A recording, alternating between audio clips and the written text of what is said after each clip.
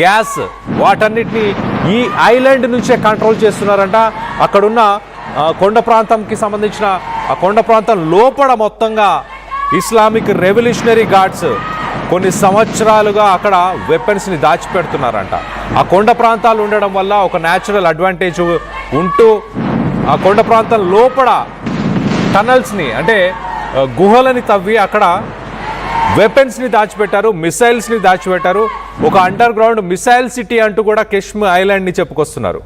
మరో పక్కన Islamic revolutionary guards ఆ కొండల్ని ఏవైతే ఉన్నాయో లోపల నుంచే తవ్వుకుంటూ వస్తూ అక్కడ ఒక అండర్ గ్రౌండ్ మిలిటరీ కాంప్లెక్స్ని వాళ్ళు తయారు చేశారంట. దాంట్లో ఏమున్నాయనంటే fast attack submarines, mobile ballistic launchers.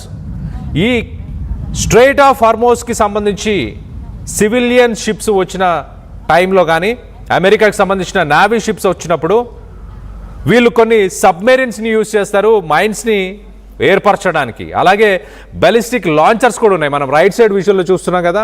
అలాంటి లాంచర్స్ కూడా మొబైల్ లాంచర్స్, అంటే ఎక్కడి నుంచి ఎక్కడికైనా షిఫ్ట్ చేసే మొబైల్ లాంచర్స్, హెవీ ఎక్విప్మెంట్కి సంబంధించి అంటే లారీస్లో మనం చూస్తున్నాం కదా ఆ విజువల్లో ఎలా ఉన్నాయో అలాంటి మొబైల్ లాంచర్స్ కూడా ఈ కెష్మ్ ఐలాండ్లో ఉన్నాయంట. దాంతోపాటు హెవీ ఏరియల్ బొంబార్డ్మెంట్ అంటే డ్రోన్స్, అన్మాన్డ్ ఏరియల్ వెహికల్స్ ఇవన్నీ కూడా ఈ కెష్మ్ ఐలాండ్లోనే. మొత్తం మీద ఆ ఇరాన్కి సంబంధించిన అగ్రెషన్ని కంట్రోల్ చేయడానికి స్ట్రాటజిక్గా ఒక పథకం ప్రకారమే మేము అటాక్ చేశామంటూ అమెరికా చెప్తుంది. మరో పక్కన మెరిటైమ్ స్ట్రాటజీ యుఎస్ నేవీ ఏమంటుంది అంటే చాలా క్లియర్గా ship to ship Islamic revolutionary guards అంటే ఇరాన్కి సంబంధించిన army America ship to ship వార్ని వాళ్ళు చేయలేరు, ఫైట్ని వాళ్ళు చేయలేరు. కాబట్టి కెష్మ్లో ఏదైతే ఎయిర్ క్రాఫ్ట్ క్యారియర్స్కి సంబంధించి కెష్మ్లో ఉన్న ఆ ఎక్విప్మెంట్ని మేము ధ్వంసం చేశాము. అలాగే కోస్టల్ బ్యాటరీస్ ఏవైతే ఉన్నాయో యాంటీ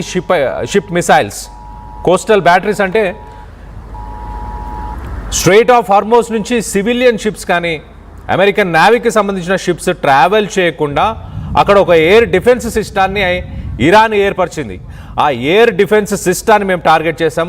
యాంటీ షిప్ మిసైల్స్ అంటే ఏ షిప్స్ వచ్చినా అక్కడ మిసైల్స్ ఉన్నాయి, వాటిని టార్గెట్ చేసే మిసైల్స్, ఆ మిసైల్ సిస్టమ్ని టార్గెట్ చేసాం. అలాగే నేవల్ మైన్స్ని టార్గెట్ చేసాం. దాంతోపాటు అండర్ వాటర్ డ్రోన్స్ ఏవైతే ఇప్పుడు షిప్స్ని కూల్ చేస్తున్నాయో, అమెరికన్ షిప్స్ని కూడా టార్గెట్ చేస్తున్నాయో అండర్ వాటర్ డ్రోన్స్, ఆ అండర్ వాటర్ డ్రోన్స్ని నసీర్ అని అంటారు, NASIR.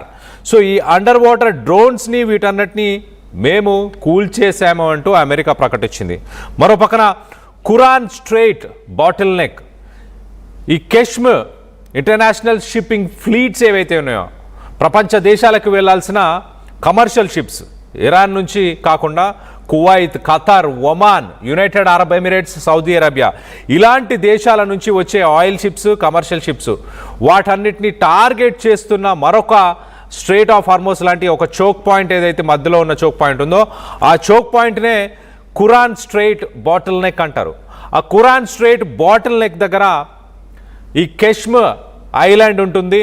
అక్కడ ఇరాన్కి సంబంధించిన ఇస్లామిక్ ఫోర్సెస్కి air defence system, missile system వీటన్నిటిని కూడా మేము టార్గెట్ చేశామంటూ అమెరికా చెప్పుకొస్తుంది. సో మొత్తం మీద అమెరికా ఒక పక్కన చర్చలు నడుస్తున్నాయి, సుదీర్ఘ చర్చలు జరుపుతున్నాము, ఒక కొలిక్కి రాబోతున్నాయి ఇంకా చర్చలు అంటూ మాట్లాడుతున్నారు. నిన్న మొన్న మనం చూస్తే Trump Netanyahu, Israel president Netanyahu కూడా ఒక సీరియస్ క్లాస్ తీసుకున్నారు. చాలా క్లియర్గా లెబనాన్ పైన దాడులు చేస్తున్నావు, నేను ఒక పక్కన శాంతి చర్చల కోసం మాట్లాడుతున్నాను, ఒక పక్కన ఇరాన్ దగ్గర ఉన్న న్యూక్లియర్ డస్ట్ని అంటే యురేనియం రిజర్వ్స్ని వెనక్కి తీసుకునే ప్రయత్నం చేస్తున్న సమయంలో లెబనాన్ మీద భీకర దాడులు చేస్తున్నావు, నేనున్నాను కాబట్టే నిన్ను క్షమించి వదిలేస్తున్నారు, లేకపోతే ప్రపంచ దేశాలు ఇప్పటికే నిన్ను జైలు పాలు చేసేవి అంటూ నెతన్యాహుకు ఒక పెద్ద క్లాస్ పీకారు.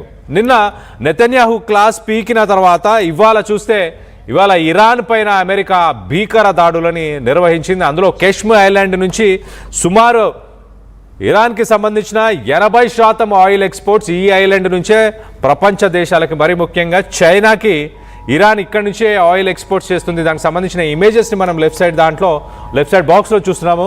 ఎగ్జాక్ట్లీ ఆ లెఫ్ట్ సైడ్ ఒక పెద్ద ఐలాండ్ లాంటిది ఏదైతే కనిపిస్తుందో దాన్నే కెష్మ్ ఐలాండ్ అంటారు.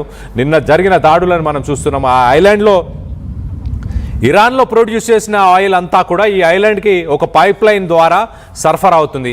ఆ పైప్ లైన్ ద్వారా సరఫరా అయిపోయిన తర్వాత ఇక్కడ నుంచి ఈ ఐలాండ్ నుంచే ప్రపంచ దేశాలకి సరఫరా చేస్తున్నారు. మనం చూడొచ్చు ఈ ఇమేజ్లో, ఎగ్జాక్ట్లీ ఈ ఇమేజ్లో మనం చూస్తే ఆ చిన్న సర్కులర్ రౌండ్ కలర్వి కనిపించినవన్నీ కూడా ఆయిల్ స్టోరేజ్ ట్యాంక్స్.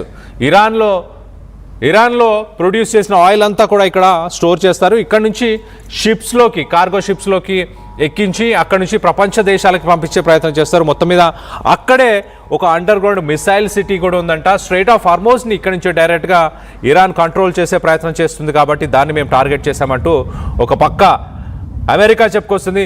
మరి దీనికి ఇరాన్ ఎలా స్పందించబోతుంది?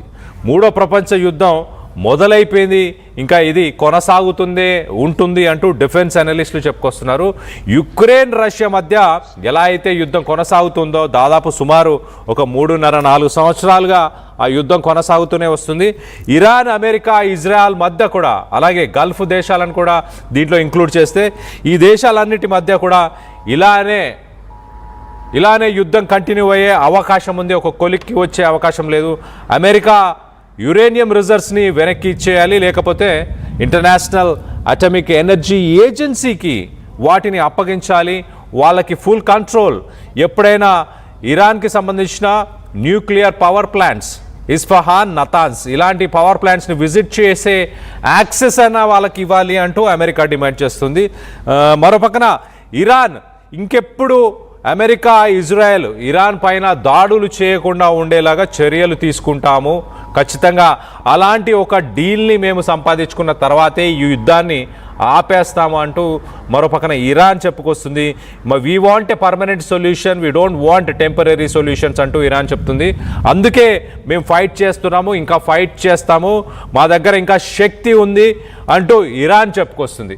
సో మొత్తం మీద గల్ఫ్ దేశాలపైన మరి ఇరాన్ అటాక్ చేసే అవకాశం ఉందా? రానున్న కొన్ని గంటల్లో ఏం జరిగే అవకాశం ఉందని మీరు భావిస్తున్నారు? ఈ యుద్ధం ఎఫెక్ట్స్ చాలా క్లియర్గా ప్రపంచ దేశాలపైన కనిపిస్తున్నాయి. మరి ముఖ్యంగా భారత్ పైన మనం చూస్తే సుమారుగా సుమారు 8 రూపాయలు ఇక్కడ పెట్రోలు, డీజిల్ ధరలు ఇండియాలో పెరిగాయి. మరి ఈ నెల నిత్యావసరాల ధరలు ఆకాశాన్నంటే అవకాశాలు ఉన్నాయి. ఒకవేళ యుద్ధం ఇలానే కొనసాగితే రానున్న రోజుల్లో ఇంకా కొన్ని నెలల్లో కొనసాగితే కనుక ఆల్రెడీ రిసెషన్ స్టేజ్ నుంచి స్టాగ్ఫ్లేషన్ స్టేజ్కి మనం ప్రస్తుతానికి చేరుకున్నాం. స్టాగ్ఫ్లేషన్ అని అంటే ఎకనామిక్ గ్రోత్ పడిపోతూ at the same time inflation. 1970లో ఏదైతే ప్రపంచ దేశాలు ఆర్థిక వ్యవస్థ కుప్పకూలిపోయిందో దానికంటే ఒక భయంకరమైన సిట్యువేషన్ని ఈసారి ప్రపంచ దేశాలు ఎదుర్కోబోతున్నాయంటూ మొత్తానికైతే వరల్డ్ బ్యాంక్ చెప్పుకొస్తుంది, అలాగే ఐఎండి చెప్పుకొస్తుంది, IMF చెప్పుకొస్తుంది, ఇంటర్నేషనల్ మానిటరీ ఫండ్ చెప్పుకొస్తుంది, ప్రధానమంత్రి మోదీ చెప్పారు, అలాగే ప్రపంచ దేశాలకు సంబంధించిన ప్రైమ్ మినిస్టర్లు, ప్రెసిడెంట్లు వీళ్ళందరూ కూడా మాట్లాడుకొస్తున్న తీరును మనం చూస్తున్నాం. ఈ మధ్య కాలంలో యుద్ధం కొనసాగే అవకాశం ఉందా? కొనసాగితే ప్రపంచ దేశాల పరిస్థితులు ఎలా ఉండబోతున్నాయి అన్న దానిపై మీ అభిప్రాయాలు ఏంటనేది కింద కామెంట్ రూపంలో తెలియపరచండి.